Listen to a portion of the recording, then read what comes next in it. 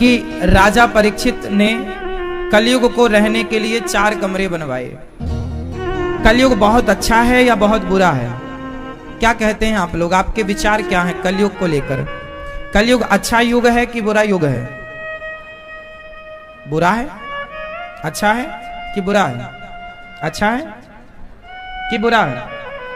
मैया अच्छा है बुरा है? अच्छा है मैया कलयुग कि बुरा है? कलयुग बहुत बुरा है। कितने लोग सपोर्ट करेंगे ये बात, इस बात से कितने लोग सहमत हैं कि कलयुग बहुत बुरा है? कलयुग बहुत अच्छा है। कितने लोग इस बात से सहमत हैं कि कलयुग बहुत अच्छा है? हाँ, कलयुग बहुत अच्छा है, यही उत्तर सही है। कलयुग जैसा कोई युग नहीं। क्यों? क्योंकि कृते यध्यायते विष्णुम त्रेतायाम यजतो मखई द्वापरे परिचर्यायाम कलौ केशव कीर्तनात्। सतयुग त्रेता द्वापर में जो गति जप तप करने से मिलती थी, कलयुग में वही गति केवल भगवान का नाम जप करने से मिल जाती है। इसलिए कलयुग केवल नाम आधारा, सुमरी सुमरी नर उतरहि पारा। कलयुग बहुत अच्छा युग है और आप सबको चाहिए कि आप भी कलयुग के इस अच्छाई का लाभ उठाएं। कलयुग कहां रहता है? कलयुग सब जगह नहीं रहता, पता है आपको? जैसे गर्मियों में भी गर्मी सब जगह थोड़ी होती है। गर्मियों में भी गर्मी सब जगह थोड़ी होती है। अब आपके कमरे में बढ़िया एसी चल रही है और कमरा चारों तरफ से लॉक है, बंद है, तो पूरा कमरा ठंडा होगा कि गर्म होगा? है ना? उसमें जो रहेगा लेटेगा उसे रजाई ओढ़नी पड़ेगी, कंबल ओढ़ना पड़ेगा। हाँ या ना? तो गर्मी में भी उस कमरे में गर्मी नहीं है जिस कमरे में एसी चल रही है। बोलो हाँ। उसी तरह कलयुग में भी वहां कलयुग नहीं है जिसके जीवन में सत्संग मिला हुआ है। जहां सत्संग है, जहां भगवान की कथा है, कीर्तन है, वहां पर कलयुग का कोई काम, एसी जहां है चल रही है विधिवत, वहां गर्मी का कोई काम नहीं है। जहां सत्संग है, कीर्तन है, अच्छे विचार हैं, वहां कलयुग हावी नहीं होता। कलयुग रहता कहां है? कलयुग की कुछ नियुक्त निश्चित स्थान है कि यहां पर कलयुग होगा। जैसे घर के जिस हिस्से में गंदा पानी होगा उस हिस्से में मच्छर मक्खी ज्यादा होंगे। हाँ या ना? गांव के जिस हिस्से में गंदगी इकट्ठा होती होगी वहां मच्छर मक्खी ज्यादा होंगे। उसी तरह जहां 4 चीजें 5 चीजें हैं गंदगी की, वहां कलयुग इकट्ठा होता है। कलयुग का स्थान कहां है? कलयुग में भी कलयुग कहां रहता है? जुआ में। कलयुग में भी कलयुग कहां रहता है? जुआ में। जुआ मतलब जुआ। आजकल आप ऑनलाइन भी खेल लेते हैं जुआ, क्रिकेट में लगा लेते हैं जुआ, किस बॉल पे छक्का पड़ेगा कि चौका कि आउट, वो जुआ ही तो है। आजकल तो लोग खूब सारे प्लेटफॉर्म हैं जुआ खेलने के लिए और आज के युवा, आज का यूथ जुआ खेल भी रहा है। बड़े बड़े सुपर डुपर स्टार जुए का खूब प्रचार भी कर रहे हैं। कलयुग का पहला ठिकाना जुआ है। जो जुआ खेलेगा उसकी खोपड़ी में कलयुग बैठेगा और जुआ खेलने वाले से सारा घर परेशान होता है। पूरे घर वाले परेशान होते हैं ना। तो जुआ कलयुग का स्थान है, क्योंकि जहां जुआ होगा वहां कलयुग। कलयुग जिसकी खोपड़ी में बैठेगा वो कलयुग उस व्यक्ति के माध्यम से पूरे घर वालों को परेशान करेगा। इसलिए घर में एक जुआड़ी हो जाए तो उस एक से पूरा घर वाले परेशान हो जाते हैं।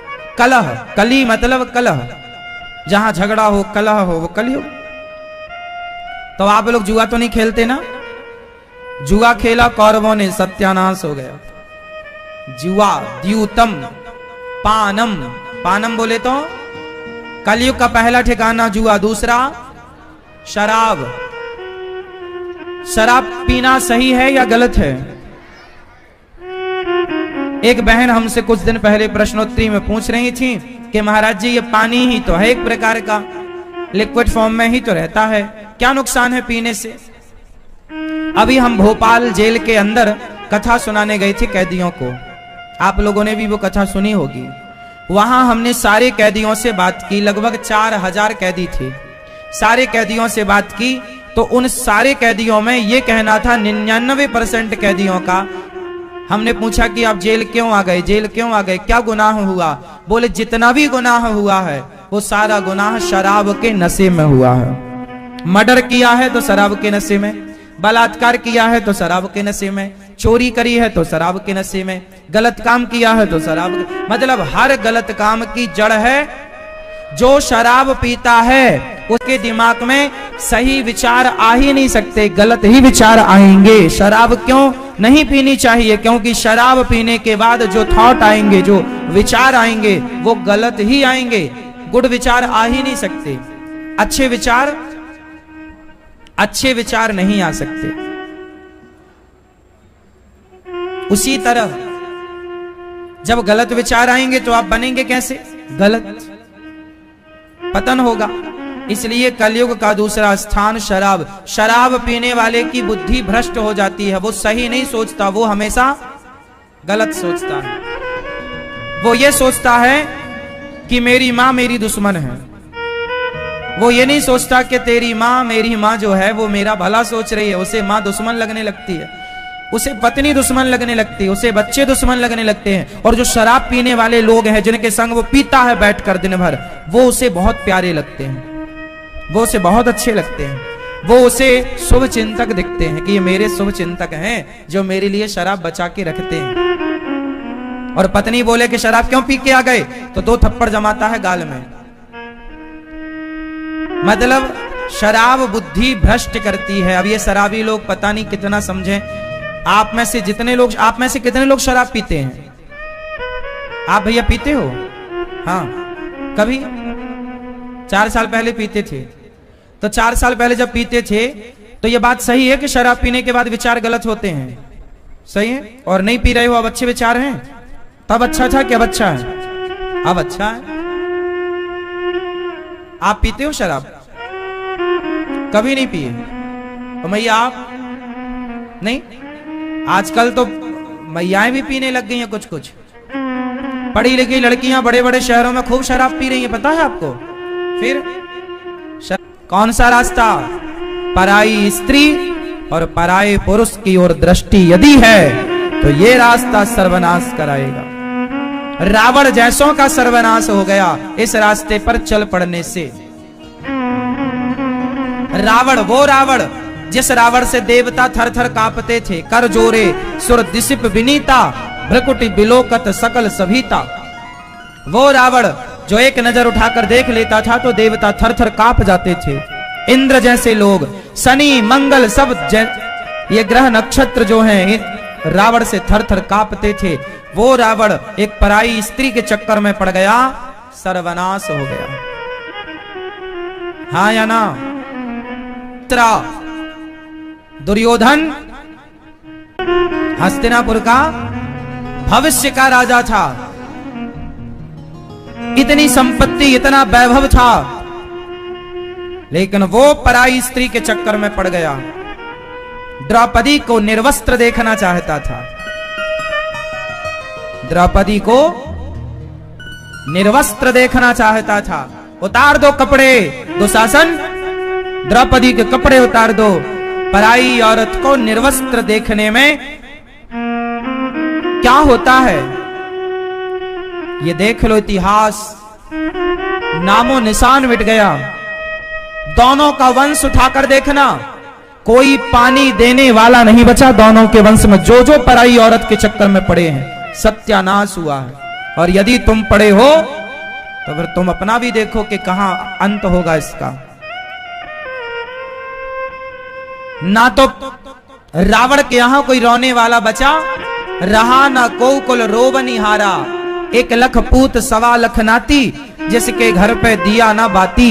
1 लाख बेटे थे रावण के, एक लाख बेटे थे रावण के, 1.25 लाख नाती थे रावण के। पर रावण मरा तो चिता में आग लगाने वाला एक विभीषण के सिवा कोई नहीं था।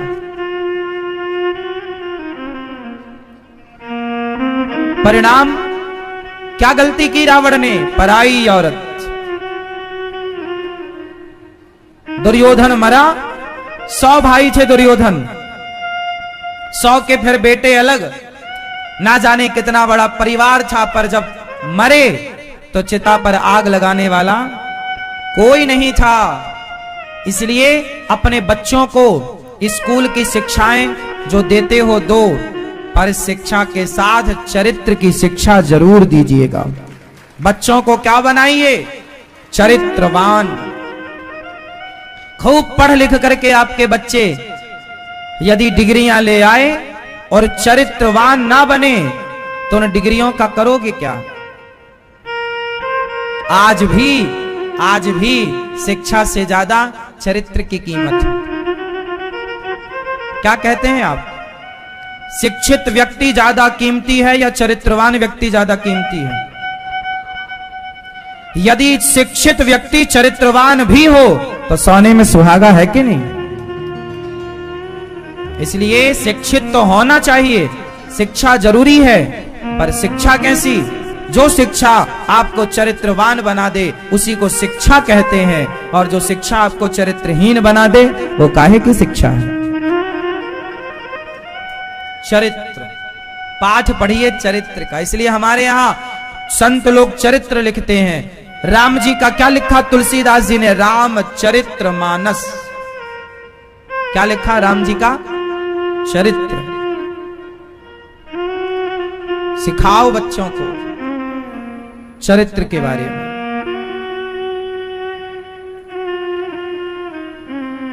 कलयुग का ठिकाना स्त्री, पराई स्त्री सर्वनाश का रास्ता है, पराया पुरुष सर्वनाश का रास्ता है।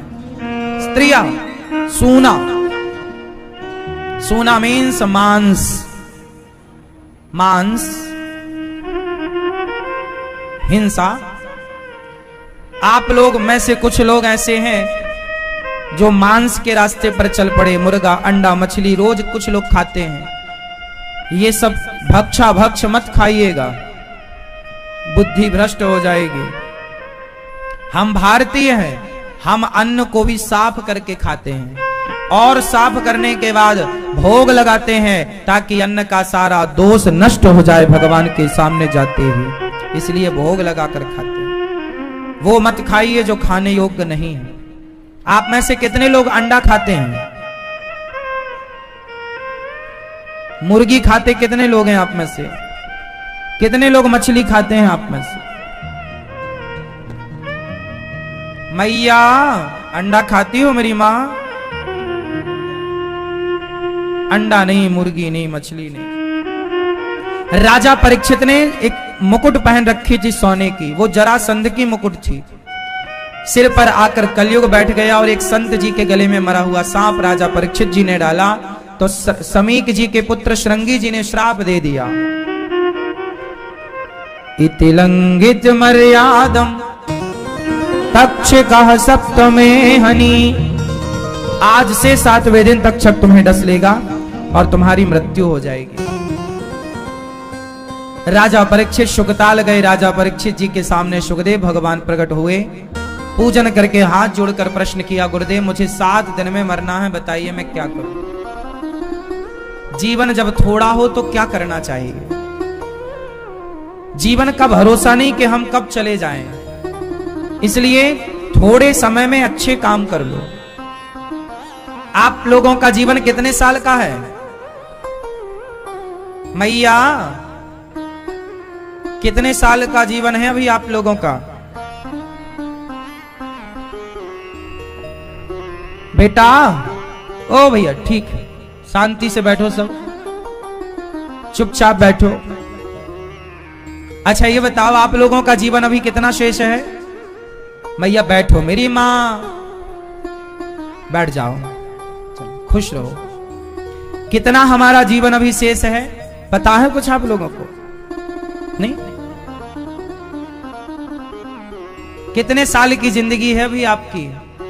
गई बहुत, थोड़ी रही, नारायण अवचेत, काल चिरैया चुग रही, निस दिन आयु खेत।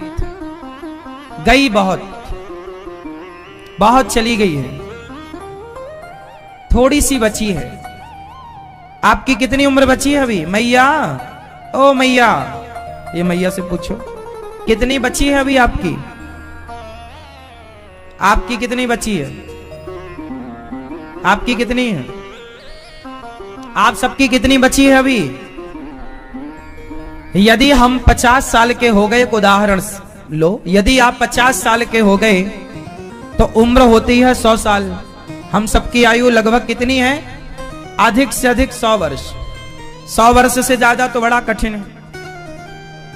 यदि आप 50 साल के हो गए तो अब बची कितनी? 50 और बची, और 50 भी 12 घंटे का दिन, 12 घंटे की रात्रि, तो 25 साल तो सोने में ही जाना है। अब बचे 25 साल। अब उन 25 सालों में फिर आपको खाना पीना, गप्प भी तो लड़ाना है, पड़ोसन से प्रपंच भी तो करना है, निंदा चुगली भी तो करना है। वो सब निकाल दो तो बताओ भगवान के लिए समय बचा कितना? इसलिए काल चिरैया चुग रही, निस दिन आयु खेत, गई बहुत थोड़ी रही, नारायण अब चेत। अब चेत जाओ, अब जाग जाओ कि बहुत चली गई, अब थोड़ी सी बची। हाँ, वरीयाने सते प्रश्नः क्रतो लोकहितं नृपा, आत्मवित् सम्मतः पुंसां श्रोतव्यादिषु यः परः। वरीयाने सते प्रश्नः क्रतो लोकहितं नृपा, आत्मवित् सम्मतः पुंसां श्रोतव्यादिषु यः परः। बहुत उत्तम प्रश्न किया है राजा परीक्षित आपने कि जिसे 7 दिन में मरना हो क्या करना चाहिए। हम सब तो देखो मरे हुए पुतले हैं, हम सब मर चुके हैं। क्या कहते हैं आप लोग? आप जिंदा हैं कि मरे हैं? मरे हुए ही हैं। जिंदा तो उन्हें समझो जिनका मन भगवान में लग चुका है, वो जिंदा है, वरना हम सब तो मरे हैं। मन लगे ही नहीं भगवान में तो फिर जिंदा काय बात के। सुखदेव भगवान कह रहे हैं, निद्रया ह्रियते नक्तम व्यवायेन चवावया, दिवाचार्थे हया राजन कुटुंब भरणेन वा। कम से कम सोइए, ज्यादा से ज्यादा भगवत चिंतन करिए, हाय हाय से मन हटाओ और प्रभु के श्री चरणों में मन लगाओ। जिसे लक्ष्मी चाहिए वो माया देवी की उपासना करे, जिसे तेज चाहिए अग्नि की उपासना करे, जिसे स्वर्ग चाहिए वो अदिति के पुत्रों की उपासना करे, पर जिसे भगवान चाहिए, जो भगवान को पा लेता है, उसे फिर अलग अलग कुछ नहीं। अकामः सर्व कामो वा मोक्ष कामा उदारधि, तीव्रेण भक्ति योगेन यजेत पुरुषम परम।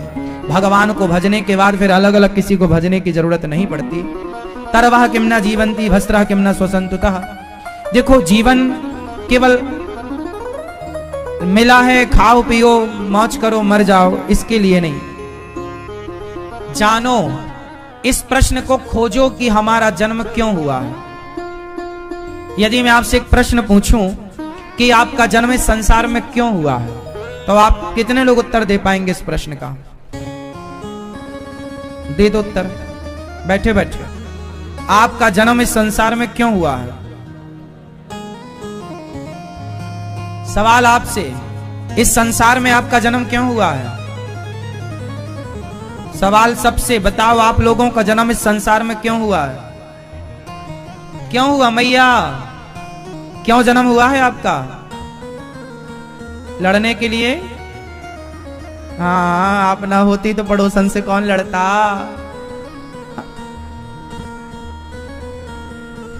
हम संसार में क्यों आए? इस संसार में आने का उद्देश्य क्या है? इसके लिए एक छोटी सी कहानी सुनाऊं आपको, समझ में क्लियर आ जाएगा।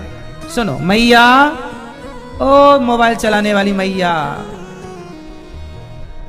ये देखो चालू हो गया मोबाइल। क्यों हुआ है आपका जन्म? सुनो, एक राजा ने अपने बेटे को, एक राजा ने अपने बेटे को 100 रुपए दिए और कहा कि जाओ आज तुम बाजार से मेरे लिए ताजे ताजे फल लेके आओ, जाओ। बेटा 100 रुपए लिया अपने पिता से और बाजार की ओर चला। राजा का बेटा था। जब बाजार पहुंचा तो वहां पर भीड़ लगी थी। तो राजा के बेटे को जिज्ञासा हुई कि भाई भीड़ किस बात की है। जाकर देखा तो वहां एक मंदारी बंदर को नचा रहा था। मंदारी बंदर को उस राजा के लड़के ने भी देखना स्टार्ट किया। वाह भाई जरा मैं भी तो देखो। तो देखा पर इतना इंप्रेस हुआ, इतना अच्छा लगा उसे वो बंदर का नाच, बंदर का खेल, कि आखिरी में जब बंदर ना कटोरा उठा के मांगा सबसे, तो ये राजा का लड़का इसे दया आई और इसने जो 100 रुपए पिता ने दिया था फल लेने के लिए, वो 100 रुपए उस बंदर के कटोरे में डाल दिया। अब मंदारी तो बंदर को लेकर चला गया। अब जब इसे याद आई कि मैं बाजार क्यों आया, अच्छा वो भूल गया कि मैं क्यों आया। अब जब तक याद आई तब तक दुकानें बंद हो चुकी थी। अब दुकानें जब बंद हुई तो खाली हाथ चला गया। पिता बोले कि बेटा बाजार से क्या लाए हो। पिता बैठे हैं कि जाओ, कुछ तो लाया होगा।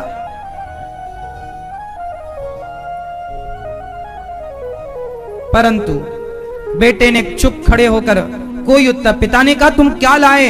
बोला कुछ नहीं लाया। कोई बात नहीं, चलो पैसे लौटा दो। बोले पैसे तो खर्च हो गए। एक पिता ने 100 रुपए दिया बेटे को कुछ लाने के लिए, फल लाना है, पर जब आया तो फल तो लाया नहीं पर पैसे भी खर्च हो गए। ये छोटी सी कहानी, आओ इसका अर्थ समझाता हूं। एक पिता ने अपने बेटे को बाजार भेजा। पहले इसका अर्थ सुनो। एक पिता है, एक ईश्वर, एक परमात्मा। परमात्मा रूपी पिता ने हम सबको 100 रुपए देकर बाजार भेजा, मतलब 100 साल की उम्र देकर के संसार रूपी बाजार में ईश्वर ने हमें भेजा। एक ईश्वर ने हमें 100 रुपए देकर कहां भेजा? बाजार। 100 रुपए मतलब 100 साल की आयु आप लाए और ये संसार एक बाजार, इस बाजार में आप आए हैं कितने रुपए लेकर? 100 साल की उम्र लेकर। किस लिए आए हैं? पिता ने किस लिए भेजा था? फल लेने के लिए। क्या लेने? जोर से। कौन से फल? अच्छे कर्मों के फल। अच्छे कर्मों के, अच्छे काम करो, परोपकार करो, समाज की सेवा, अच्छे कर्मों के फल लाने के लिए ईश्वर ने तुम्हें 100 रुपए दिए थे। लेकिन उस लड़के ने 100 रुपए खर्च कहां कर दिया? बोलती हैं हम सवेरे से शाम तक नाच रही हैं, पुरुष बोलता हम दिन भर नाचते हैं यहां से वहां। ये संसार में जो तुम कर रहे हो ये नाचना ही तो है। सच बताओ ना, ये नाचना है या नहीं? इसी नाच में तुम्हारे 100 साल खर्च हो गए। जब ईश्वर ने हिसाब मांगा 100 रुपए का तो आप फल भी ना ला पाए और पैसा भी ना लौटा पाए। आपको 100 रुपए किस लिए मिले थे? आपके शरीर में बहुत ताकत है, हाँ या ना? बोलो हाँ। एनर्जी है आपके अंदर। आप चाहो तो उस एनर्जी का सदुपयोग कर सकते हो, अपने मन को ईश्वर से कनेक्ट कर सकते हो। एनर्जी लगती है सब में, एनर्जी का सदुपयोग कर सकते हैं, ईश्वर से कनेक्टिविटी बन सकती। लेकिन आप अपनी एनर्जी को कहां खर्च करते हैं? वासना में, भोगों में। सारी एनर्जी नाभि से, नाभि के नीचे से निकल जाती है। जो एनर्जी नाभि से ऊपर आ गई, हमारा शरीर का केंद्र बिंदु है नाभि। हमारे शरीर का केंद्र बिंदु क्या है? नाभि। इस नाभि से नीचे जो शक्ति एनर्जी चली गई उसी को कहते हैं भोग। नाभि से नीचे जो एनर्जी गई वो है भोग, और नाभि से ऊपर जो एनर्जी आ गई उसी का नाम है योग। कौन सा योग? योग का मतलब है उस परम योगेश्वर, यत्र योगेश्वरः कृष्णो, जो योगियों के योगी है कृष्ण, उस कृष्ण तक पहुंचना, अपने मन को कृष्ण में लगाना, यही है योग। ईश्वर से मन को जोड़ देना, यही योग है ना? आप अनुलोम विलोम को ही योग ना समझ लीजिएगा, वरना नाक पकड़े बैठे रहें।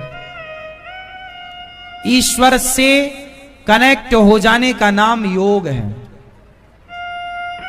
इच्छाओं का त्याग कर देना ही योग है।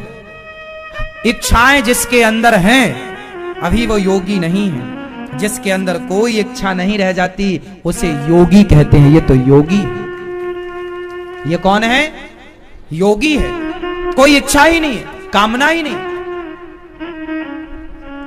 इसलिए अपनी शक्तियों को, आज आप लोगों ने अपनी शक्तियों को कहां खर्च किया है, ये आपसे अच्छा भला कौन जानता होगा। इसलिए इस प्रश्न का उत्तर आप अपने आप को ही दे दीजिएगा। इसलिए बची हुई एनर्जी, बची हुई शक्ति को संभालिए, मन हटाइए भोगों से, भगवान में लगाइए, ब्रह्मचर्य का पालन कीजिए, ब्रह्मचारी बनिए। तो हम संसार में क्यों आए हैं? ईश्वर से जुड़ने के लिए, भगवान को पाने के लिए, अपने आप को जानने के लिए कि मैं कौन हूं, मैं कौन हूं, मैं कौन हूं। आप कौन हैं? बोलो मेरी मां, आप कौन हैं? बोलो। एक छोटा सा उदाहरण एक पिक्चर से देता हूं, समझिएगा। मैं कौन हूं, इस मैं कौन हूं का उत्तर एक मूवी से मैं आपको देता हूं। आप सबने वो मूवी देखी होगी। वो मूवी का नाम तो मुझे नहीं पता, पर उसमें एक छोटी सी कहानी, मैंने बहुत बचपन में छोटा था तब मैंने ये देखी थी टीवी पर। वो मूवी की कहानी है कि एक दूसरे ग्रह का एक आदमी इस ग्रह में आ जाता है। उसका नाम होता है जादू। क्या नाम था उसका? जादू। वो जब सूर्य से प्रकाश लेता था तो उसकी शक्ति बढ़ती थी और वो वरना डिस्चार्ज हो जाता था यदि उससे प्रकाश नहीं मिलता था, है ना। पूरी पिक्चर देखी होगी आप लोगों ने। क्या नाम था उसका? हाँ हाँ, चलो ठीक है, करे रहो याद नाम। एक पिक्चर है, उसमें एक दूसरे ग्रह का एक आदमी, जादू उसका नाम होता है, वो बिछड़ जाता है अपने लोगों से और वो अपने लोगों की खोज करने जाता है। तब तक उसे कोई दूसरे लोग पकड़ना चाहते हैं, पर कोई एक व्यक्ति उसकी मदद करता है। लेकिन मदद तो करता है, लेकिन वो उसका यूज भी करता है, उसकी पावर का, उसकी शक्ति का यूज भी करता है, हाँ या ना। और वो समझ लेता है कि ये ठीक है, मेरे शुभ चिंतक हैं, तो अच्छा वो उनके साथ रहता तो है, लेकिन वो ये जानता है ना कि मैं अपनों से अलग हो गया हूं। वो अपने अपनों के पास जाना चाहता है आखिरी दम तक, और आखिरी मूवी के अंत में फिर उसे उसके अपने मिल जाते हैं और वो अपने ग्रह में चला जाता है। ये पूरी मूवी से हमें ये सीखना है कि जैसे वो दूसरे ग्रह का आदमी आया, इस ग्रह के लोगों से मिल गया, पर यहां मिल तो गया, पर वो अपने उस ग्रह के लोगों को मिस कर रहा था, क्योंकि वो उसके अपने लोग उसी ग्रह में थे। यहां पर जो थे वो उसके अपने नहीं थे। उसी तरह आप लोग भी बताओ, आप किस ग्रह के लोग हैं? सवाल आप सबसे है, आप किस ग्रह के लोग हैं? आप किस ग्रह के हैं? हाँ, आप किस ग्रह से आए हैं? हम तो भगवान के घर से आए हैं। हम कहां से आए हैं? भगवान के घर से आए। और ये जो पृथ्वी ग्रह है, हम एक्चुअल इस ग्रह के प्राणी नहीं हैं। यदि आप इस ग्रह के होते तो सदा यहीं ना रहते, फिर तुम अपने ग्रह की ओर क्यों रवाना हो जाते हो? इसका मतलब वो जादू अपने ग्रह से, अपने लोगों से बिछड़कर इन लोगों में मिल गया और अंत में फिर वो अपने ग्रह चला गया। उसी तरह आप भी ईश्वर की संतान हो, ईश्वर के यहां से आए हो, यहां कुछ दिन रहोगे, फिर अपने ग्रह की ओर रवाना हो जाओगे। ये बात सही है या गलत है? आप में से कितने लोग इस पृथ्वी ग्रह के हैं? यदि हो तो सदा क्यों नहीं रहते? सदा रहो फिर। पर सदा ना रहा है, सदा ना रहेगा जमाना किसी का, है ना मेरी मां? तो हम किस ग्रह के हैं? हम किसके हैं? हम वैकुंठ से आए हुए हैं। हम भगवान की संतान है, ईश्वर अंश। हम ईश्वर के अंश हैं। हम ईश्वर ही हमारे अपने हैं। वो जादू सबके साथ रहता है पर अपने को मिस करता है। इसलिए आप भी अपने कौन हैं। देखो ना, एक सिंपल फंडा समझो, सिद्धांत, साइंस का सिद्धांत समझो। विज्ञान का सिद्धांत कहता है कि पानी ऊपर से नीचे गिरता है, लेकिन एक चीज है जो नीचे से ऊपर की ओर जाती है। आप बताओ वो कौन सी चीज है जो नीचे से ऊपर की ओर जाती है? हाँ हाँ हाँ, क्या? आत्मा। पानी ऊपर से नीचे गिरता है, लेकिन अग्नि, आग की ज्योति नीचे से ऊपर की ओर जाती है। कारण साइंस का कारण है, विज्ञान का कारण है कि जो आग का मूल है वो सूर्य है। आग का मूल कौन है? अधिष्ठात्र कौन है? सूर्य। आग कहां से प्रकट हुई? सूर्य से। इसलिए आग सूर्य का अंश है, इसलिए अपने अंशी की ओर भाग रही है। हाँ या ना? पानी ऊपर से नीचे, क्योंकि पानी किसका अंश है? पानी किसका अंश है? समुद्र का। पानी किसका अंश है? इस धरती में कहीं भी पानी होगा, वो पानी समुद्र का ही होगा। समुद्र का भाप बना पानी, पानी बरसा, चाहे वो अमेरिका बरसे, जापान बरसे, लंदन बरसे, पर वो गया समुद्र से ही है। वाष्पीकरण तो समुद्र से ही हुआ ना? हाँ या ना? तो समुद्र कौन है? अंशी। पानी है अंश। उसी तरह पानी ऊपर से नीचे की ओर क्यों गिरता है? क्योंकि पानी का जो मुखिया है वो नीचे है, तो पानी नीचे आया। अंशी, देखो, एक होता है अंश और एक होता है अंशी। अंशी और अंश पहले समझो क्या है, फिर आगे की बात समझना। हम लोग हैं ईश्वर के अंश। हम लोग ईश्वर के क्या हैं? अंश। और हम सब अंशों के अंशी, मतलब मुखिया, पावर हाउस। पावर कौन है? अंश। ईश्वर अंशी है, हम अंश हैं। उसी तरह पानी का अंशी है समुद्र, तो पानी ऊपर से नीचे। आग का अंशी है सूर्य, तो आग ऊपर की ओर। तो जिसका अंशी जहां है वो उस ओर भागता है, वो उस ओर भागता है। इसलिए गाय गायों के बीच में रहना पसंद करेगी, कुत्ता कुत्ता के बीच में, कुत्तों के बीच में रहना पसंद करेगा, और गीदड़ गीदड़ के बीच में, बिल्लियां बिल्लियों के बीच में।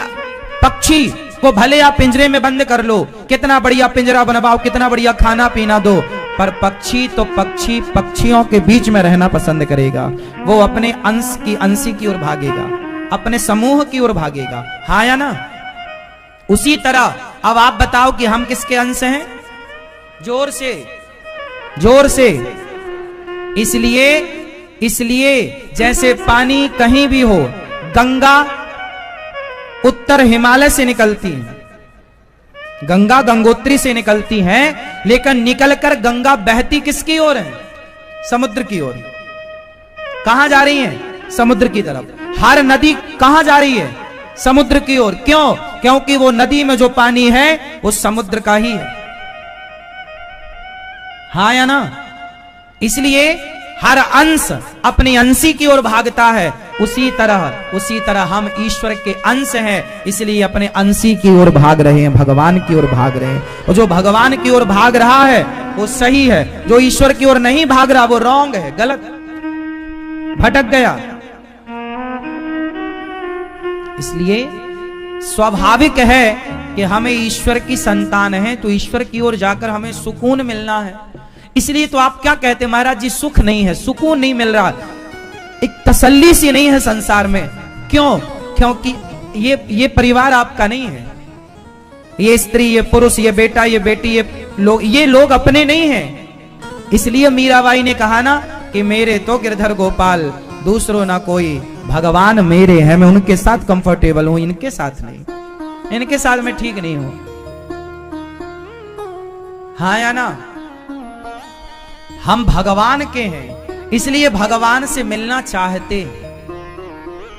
इंसान भगवान का अंश है, इसलिए उस ईश्वर से मिलना चाहता, लेकिन भटक गया है। वो यहाँ के लोगों को ही अपना मान बैठा, वो ये मानता है कि ये ग्रह हमारा, समस्या लंबी है।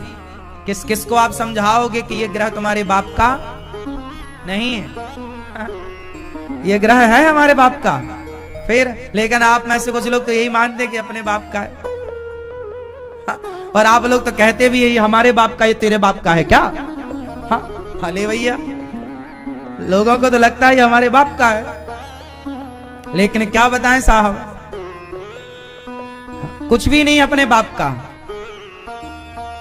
इसलिए हमारे जो बाप है ना वो भगवान है। भगवान को अपना मान लोगे तो सब आपका है। जो भगवान से अपना नहीं माना, भगवान से नहीं जोड़ा, वो नुकसान में है। श्री सुखदेव भगवान राजा परीक्षित जी से कहते हैं, राजन, भगवान नारायण की नाभि से कमल उत्पन्न हुआ, ब्रह्मा जी प्रकट हुए, ब्रह्मा जी को चतुश्लोकी भागवत भगवान ने प्रदान की। अहमेवासमेवाग्रे नान्यद यद सद सत्परम पश्चादहम यदेतच्च यो वशिष्येत सोऽस्म्यहम्। जब कुछ नहीं था तब मैं ही था। ब्रह्मा जी को उपदेश किया भगवान ने, ब्रह्मा जी को अभिमान ना आवे इस बात का उपदेश दिया, ज्ञान दिया। भगवान शांति दूत बनकर जब भगवान लीला पूरी करके चले गए ना, ब्रह्मा जी ने सृष्टि की, फिर भगवान का अवतार हुआ, लीला पूरी करके गए, तो विदुर जी को याद किया। विदुर जी अंतिम उपदेश लेने के लिए मैत्रेय जी के पास गए और प्रश्न किया मैत्रेय ऋषि से कि महाराज, ये संसार क्यों बना, भगवान ने संसार क्यों बनाया, ये दुनिया क्यों बनाई गई, क्या आप जानते हैं कि संसार क्यों बनाया गया, भगवान ने ये दुनिया क्यों बनाई। अच्छा बताओ, ये संसार कितना बड़ा है, कितना बड़ा है। हाँ, बहुत छोटा है, बहुत बड़ा है। भगवान अच्छा बताओ, संसार इतना बड़ा है तो भगवान कितने बड़े होंगे। जिस परमात्मा ने ये सृष्टि बनाई है, वो कृष्ण का जो रथ था वो वायु के वेग से चलने वाला रथ था, वायु की गति से तेज। कैसे? एक बार भगवान श्री कृष्ण के रथ में अर्जुन बैठे थे और भगवान रथ चला रहे थे, तो हवा चली तो अर्जुन का पीता दुपट्टा उड़ गया। अर्जुन बोले प्रभु जरा रुको।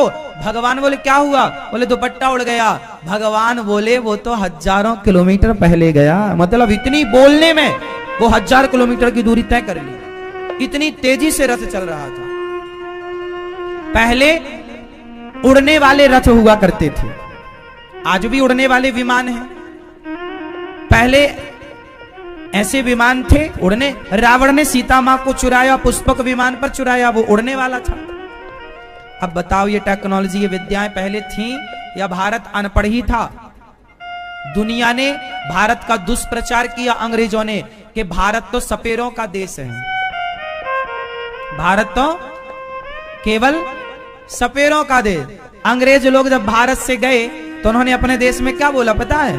कि भारत में तो केवल सांप पकड़ना जानते हैं, कुछ नहीं जानते, जबकि यहीं से सब कुछ लेकर के गए। बदनाम किया भारत को पूरी दुनिया में।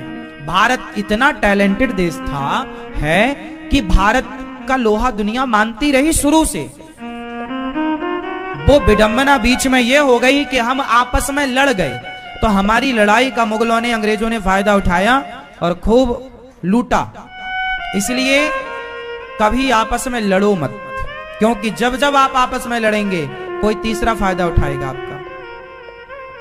तो ये सब हमारे वेद हैं और ये हमारी शिक्षा प्रणाली इतनी श्रेष्ठ रही कि सबके बस की नहीं है।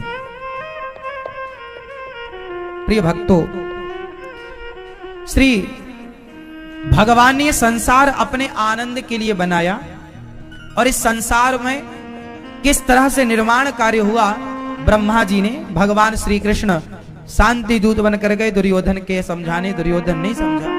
भगवान विदुरानी के घर जाकर छिलकों का भोग लगाते हैं।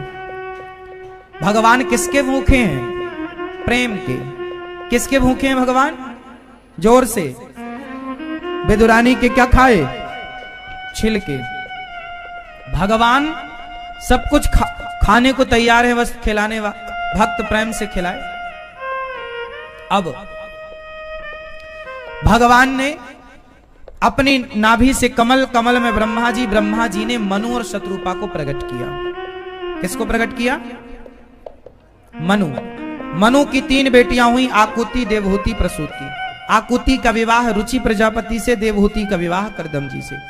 करदम जी का विवाह हुआ, करदम जी की 9 बेटियां हुई। 9 बेटियों का विवाह कर दिया। अब करदम जी बोले देवी मैं जा रहा हूं। चले गए करदम जी।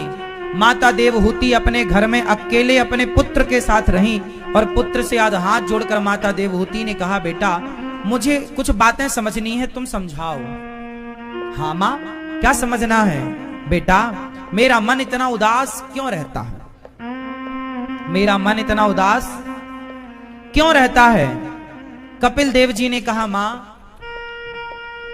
माता देवहूति ने प्रश्न किया कि निर्विण्णा नितराम भूमन सदिन्द्रिय तर्षणात् येन संभाव्यमानेन प्रपन्नान्धं तमः प्रभो।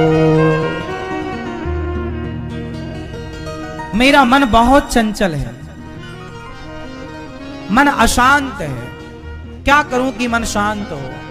आज आप में जितने लोग यहां बैठे हैं, अधिकांश लोगों का मन अशांत है। आपका मन कैसा है? अशांत। आपका मन बहुत परेशान करता है आपको। इसका मूल कारण क्या है?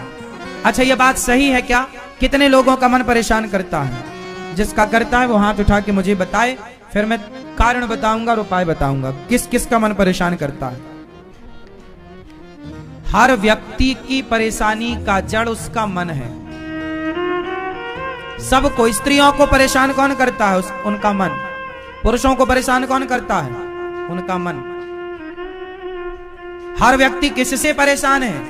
अपने मन से, कि मेरे मन का नहीं हुआ, मेरे मन का नहीं हुआ।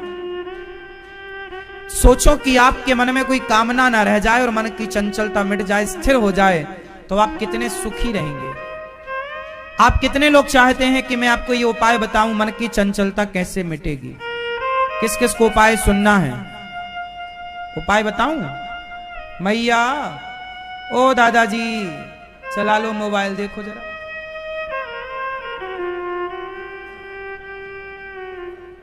मन। अच्छा ये बताओ, सारे फसाद की जड़ कौन है? कौन? मन। मन के हारे हार है और मन के जीते मन ही मिलावत राम से और मन ही करत फजीत। मन की गति है अटपटी, झटपट लखे न कोय, मन की जब खटपट मिटे तो झटपट दर्शन होए। मन बहुत चंचल है। आप लोगों की चंचलता इससे समझ में आती है कि आपसे जरा कहो कि अपनी आंखें बंद करके भगवान का ध्यान करो, तो आप लोग 2 मिनट के लिए भी आंखें बंद नहीं कर पाते। इससे पता चलता है कि आपकी चंचलता कितनी है।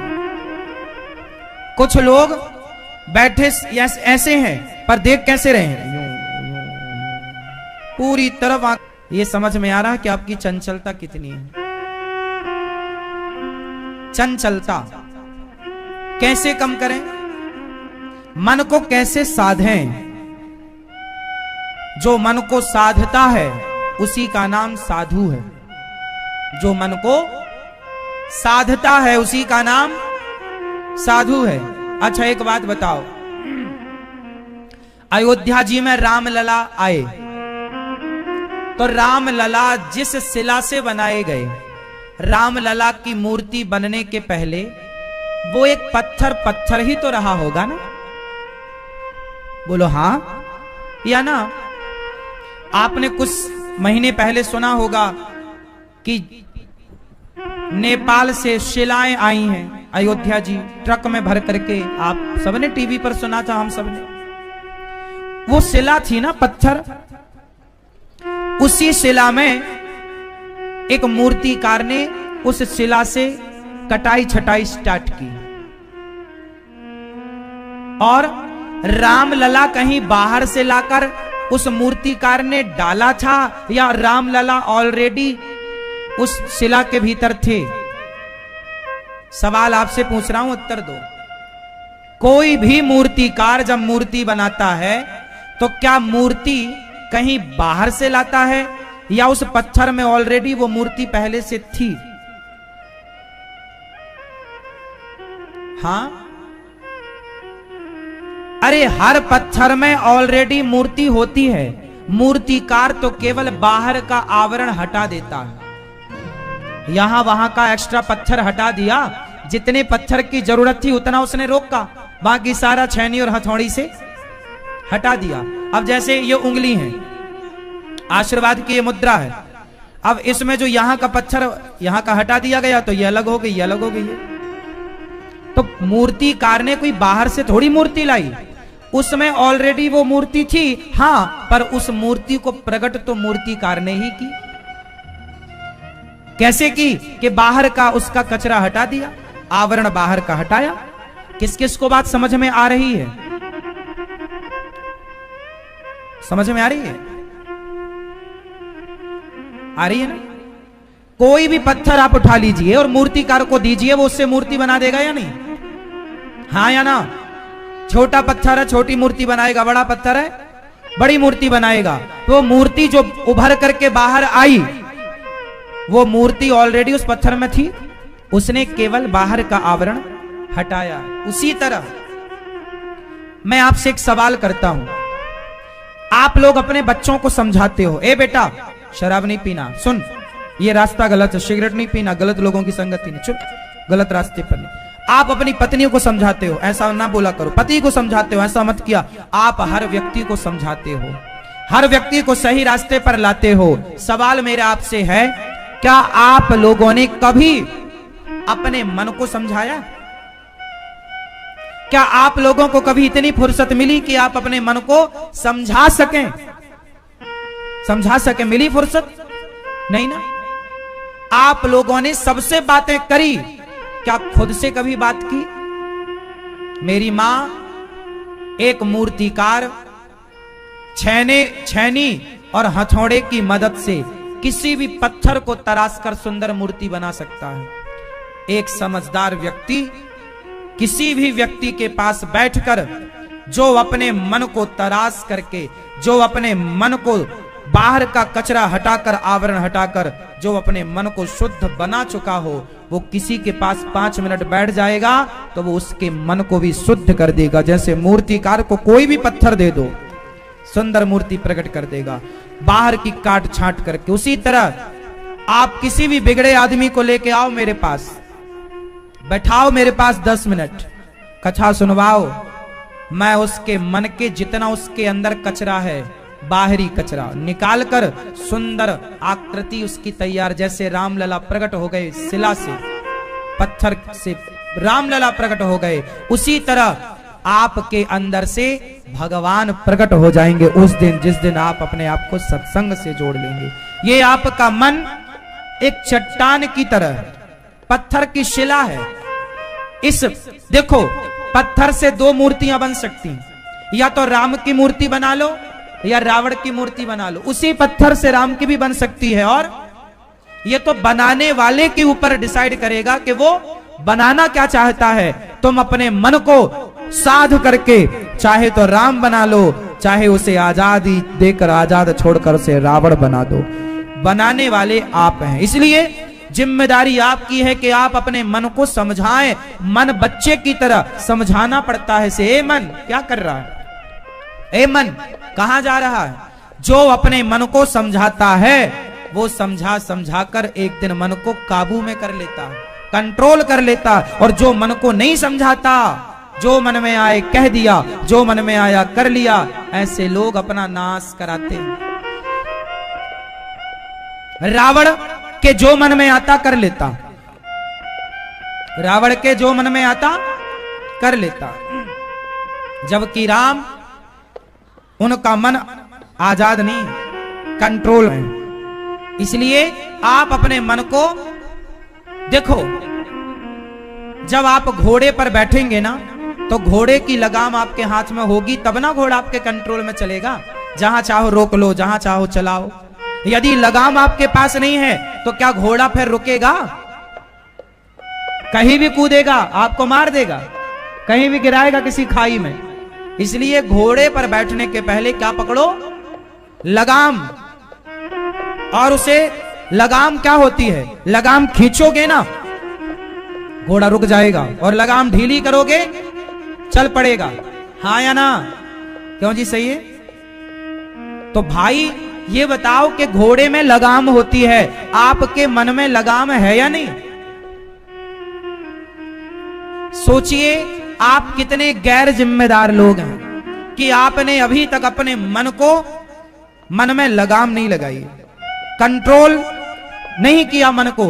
अब आप क्या कहते हो? महाराज जी हमारा मन तो लगता ही नहीं, हमारा मन तो कंट्रोल में है ही नहीं। इसका मतलब यह हुआ आपने कभी प्रैक्टिस कराई ही नहीं मन को। आपने अपने मन को क्या नहीं कराई? हाँ, प्रैक्टिस नहीं कराई। अभ्यास ने तो कौनते अवैराग्येण च गृह्यते। अभ्यास से, प्रैक्टिस से मन कंट्रोल होगा। हमारे देश में जितनी उपासनाएं हैं, ये मन को केंद्रित करने की ही तो उपासनाएं हैं। मन को इतना कंट्रोल करो कि पराई स्त्री में ना जाए। आपने इतना आजाद छोड़ रखा है कि आपका मन दिन भर आप इस स्त्री उस स्त्री में भागता है। आप भले किसी स्त्री को टच ना करो, लेकिन मन तो जाता ही है। और यदि मन जा रहा है, इसका मतलब आपने अभी तक मन पर कोई काम नहीं किया, कोई लगाम नहीं लगाया। क्यों नहीं लगाया? सवाल आपसे पूछा जाएगा। क्यों तुम्हारा मन सांड की तरह घूमता रहा? क्यों नहीं उसे कंट्रोल में रखा? जरूरी है। अच्छा ये बताओ, बंदर तो बंदर होता है, लेकिन एक मंदारी का बंदर है और एक ये जंगल के बंदर हैं। बताओ किस बंदर को देखना पसंद करते हैं लोग? जोर से, किस बंदर को? जंगल के बंदर तो बंदर हैं, लेकिन मंदारी का बंदर उन बंदरों से अलग है, क्योंकि उसने कुछ सीखा है। वो कुछ, हाँ, उसके मालिक ने उसे सिखाया है, कंट्रोल उसने अपने मन को किया है। बंदर सबसे चंचल प्राणी है, लेकिन मंदारी उसे भी सिखा देता है। मंदारी के इशारों पर बंदर नाचता है। सोचिए कि मंदारी यदि बंदर को कंट्रोल कर सकता है, वश में कर सकता है, तो आप भी अपने मन को वश में कर सकते हैं। और इतना वश में, जैसे मंदारी ने बंदर से बोला ससुराल जाएगा, कैसे जाएगा? वो गाड़ी से जाकर बताता है। आप जंगल के बंदर से बोलो क्यों ससुराल जाएगा, कैसे जाएगा? वो करेगा खौ खौ खौ, आपकी तरफ दौड़ेगा। हमें ससुराल सिखा रहा है। और मंदारी का बंदर सीखा हुआ, कंट्रोल में। हाँ या ना? तो याद रखना मेरी माँ, समाज में उन्हीं की कीमत ज्यादा होती है जिनका मन कंट्रोल में होता है। राम और रावण में अंतर क्या है? सूक्ष्म दृष्टि जाएगी तो पता लगेगा कि राम का मन कैसा है और रावण का मन कैसा है। बताओ, रावण का मन चंचल है या राम का? रावण का मन कंट्रोल में है या राम का? राम का मन कैसा है? जोर से, कंट्रोल में। और रावण का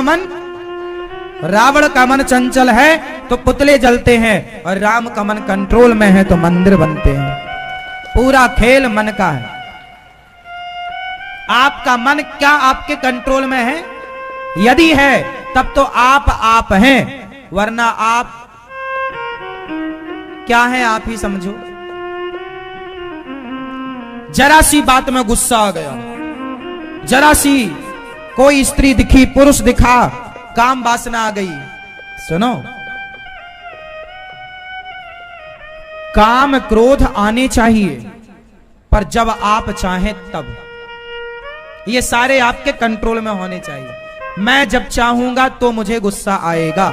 आप मुझे कितनी भी गाली देते रहो, आप मुझे गुस्सा नहीं दिला सकते, आप मुझे क्रोध नहीं दिला सकते।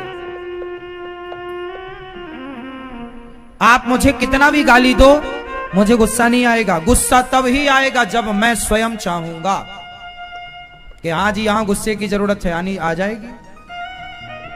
आप मुझे गाली देते रहो, मुझे गुस्सा नहीं आएगी, क्योंकि मैं आपके इशारों पर नहीं नाचता, मेरा मन मेरे इशारों पर नाचता है। जिसका मन जिसके हिसाब से नाचता है ना, वो सफल है।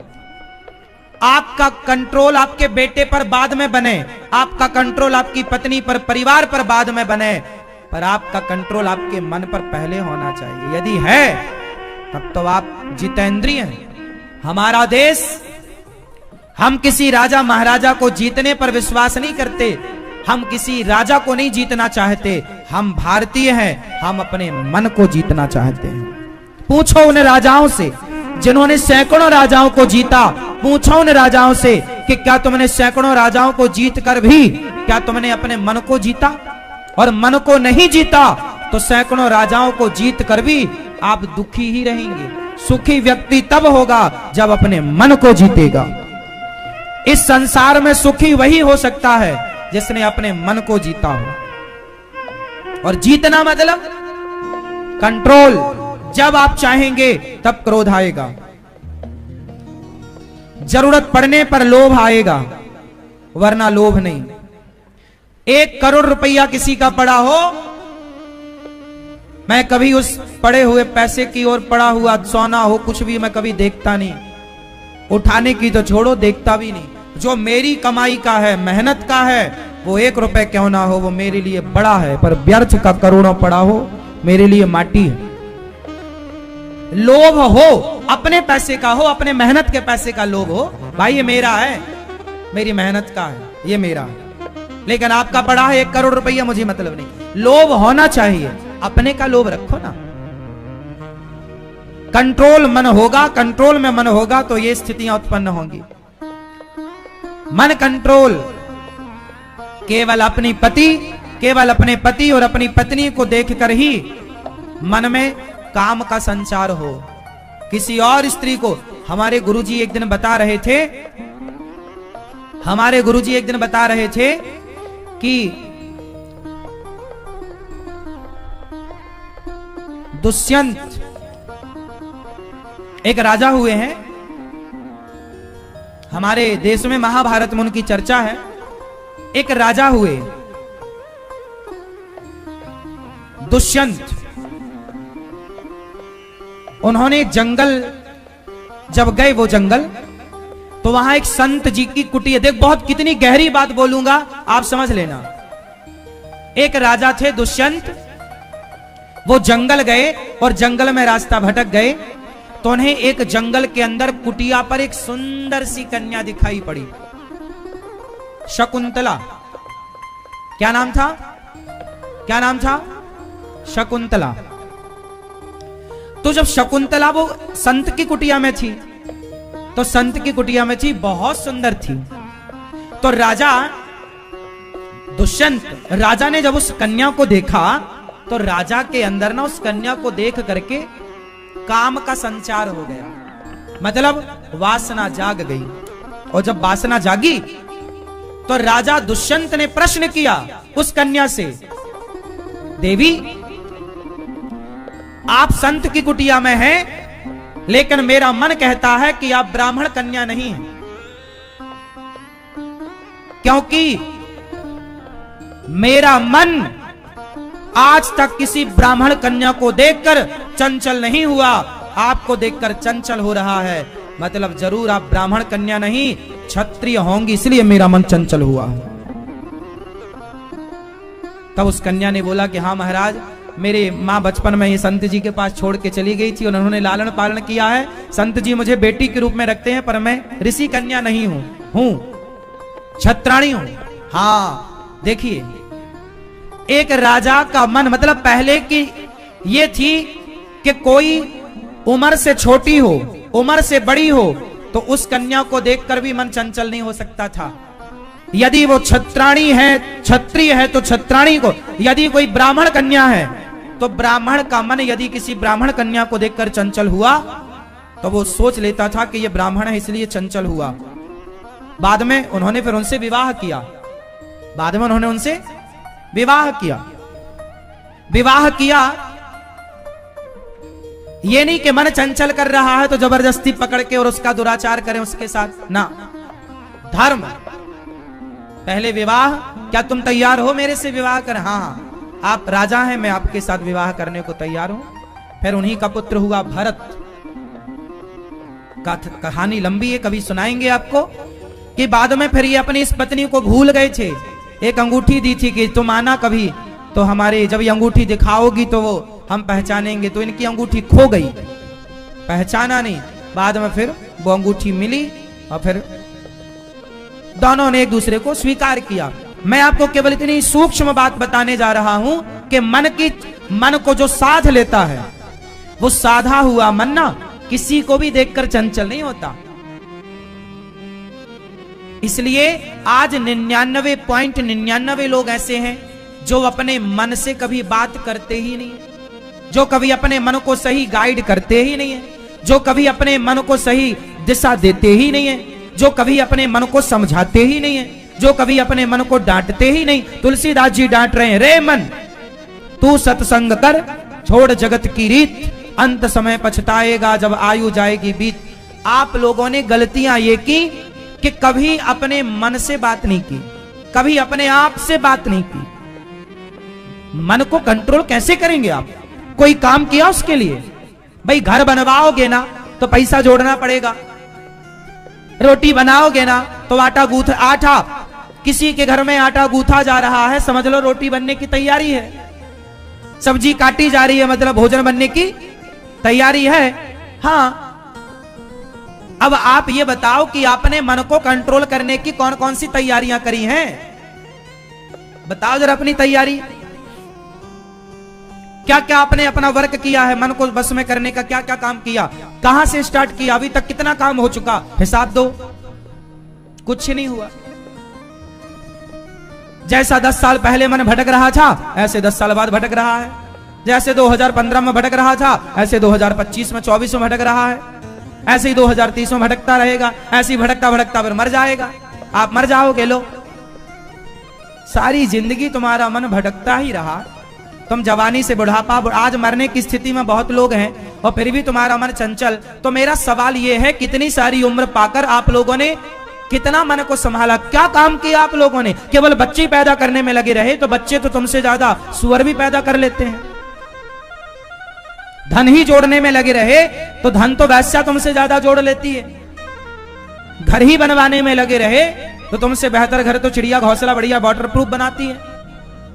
भाई तुमने इतने समय तक किया क्या? आज तुम्हारी उम्र 80 साल को होने को आई, 70 साल होने को आई, 60 साल होने को आई। बताओ तुमने मन पर कितना वर्क किया, काम किया, कितना साधा अपने मन को? केवल खाया, सोया और बच्चे पैदा किए। खाना, सोना, बच्चे, और समय मिला तो प्रपंच, उसका ऐसा, उसका ऐसा, इसका वैसा। ये समय आपका गुजर रहा है। मेरी मां, हम जो बातें कह रहे हैं वो आपके समझ से भी परे है, शायद आप में से कोई समझा हो। मन को साधने के लिए आपको समय निकालना पड़ेगा। अपने मन से आपको बात करनी पड़ेगी, अपने मन को आपको समझाना पड़ेगा। जैसे किसी को शुगर की बीमारी है तो उसे समझाना पड़ता है ना कि अब शक्कर नहीं खाना, अब चाय नहीं पीना, अब रबड़ी नहीं खाना, खाओगे तो शुगर बढ़ जाएगी, मर सकते हैं। समझाता है ना वो, अब नहीं करना, मीठे से दोस्ती। क्यों जी? समझाएगा मन को तो बचेगा, वरना मर जाएगा। ऐसे ही है, एक जगह आपने मन को समझाया, अभी बहुत सारा मन को समझाना बाकी है। तो आज से कितने लोग अपने मन से बात करेंगे? क्या बात करोगे? क्या बात करोगे आप बैठे बैठे? हाँ? मन को कैसे भगवान में लगाया जाए? चलो रीढ़ की हड्डी सीधी करो, पालथी मार के मस्त बैठो। आज तुम्हारे मन से कुछ काम करा ही लेते हैं।